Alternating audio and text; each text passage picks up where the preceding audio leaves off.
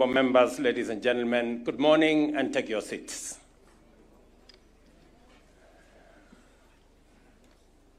Allow me, at the onset, to welcome all our guests from the different parts of this globe, our friends from America, from Europe, from Asia, and of course our brothers and sisters from our continent. Welcome to Kenya. In the words of Ricky Bolton, welcome home. This is an important occasion for us to come together as a nation to reflect on what God has done for us. And as we gather here this morning, and we have done this every year since the National Prayer Breakfast was launched in 2003, to pray for our nation, forge unity, and build bridges across political, religious, and community divides.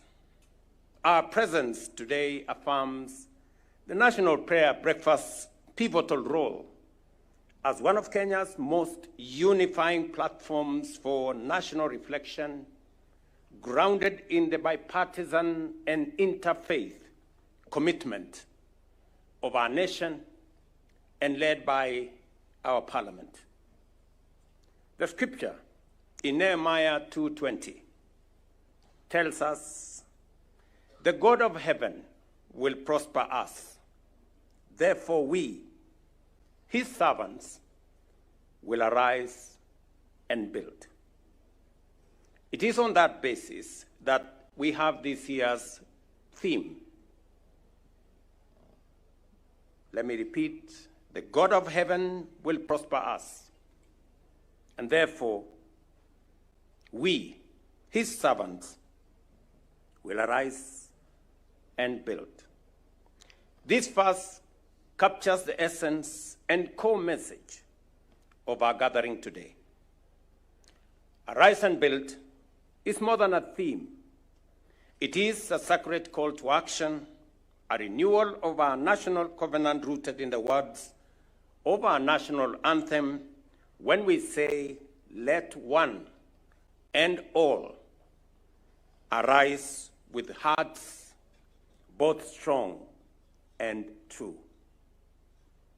These words are not just a lyrical expression, but a pledge to rise in spirit, in purpose, and in unity. To rise and build is to return to the ideals that shaped our republic so that justice may be our shield and defender, and plenty may be found within our borders. The story of Nehemiah reminds us that every great national renewal begins with a desire to overcome adversity, guided by prayer, faith in God, and bold and decisive actions. Like Nehemiah, who sought and received the king's favor to build Jerusalem's broken walls, we too have received divine permission through the will of the people of Kenya in our election and the favor of history to arise and build our nation, Kenya, into a stronger, fairer, more inclusive, and united country. What made Nehemiah's mission of rebuilding the walls of Jerusalem successful was not just the plan, important as it was. It was the people, men and women, priests and merchants, nobles and laborers, who all took their respective places and stood shoulder to shoulder on the wall, laying brick by brick. As patriotic Kenyans, we must emulate this example As government, we are committed to the urgent task of rebuilding our society, our economy, our relationships, and uplifting those at the bottom without leaving any Kenyan behind. Strengthening our institutions, healing our politics, and securing lasting peace and understanding among us. And I associate fully with the sermon and the reflection that has been espoused to us by Richie Bolden, our speaker today. And Ricky, let me tell you, you're most welcome home. You are most welcome home. And while you are in Kenya, enjoy every bit of what Kenya has to offer.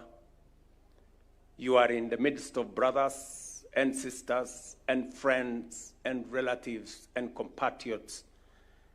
And when you go back to America, please take our greetings to the great people of your country. And you have spoken to us the word of God in a very special way to build the relationships as we do everything else that we're doing, rebuilding our country in the midst of the challenges that exist, that we must, as we build our nation in every other aspect, we must also build relationships between ourselves, between us and the people on the other side of the aisle, between us and the generations that are ahead of us and the generations that come after us, between us and our neighbors, between us and the countries of our region in the East Africa, the African continent, and globally. And that is why in this prayer breakfast, we have people from across the world. We have seen people from different parts of the world come and fellowship with us on this occasion as we build a globe that belongs to all of us in a shared world. And from where I sit,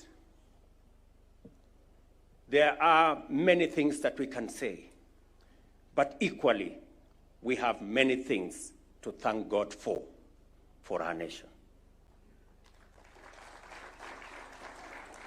We have many things to thank God for our nation. I say this without fear of any contradiction. There are many people who had given up on the economy of Kenya. There are many, including very senior people globally, who told me to my face that what will happen when Kenya defaults on its foreign obligations. And I told them, I have great faith in my country. Kenya will not be among the nations that will default. I want to thank the people of this great nation, Kenyans, who wake up early, sleep late, work in our farms, work in our factories, work in offices. Many people who commit their talents, their energy, their expertise to get Kenya moving. Because of them, our economy today is different from what it was a few years ago.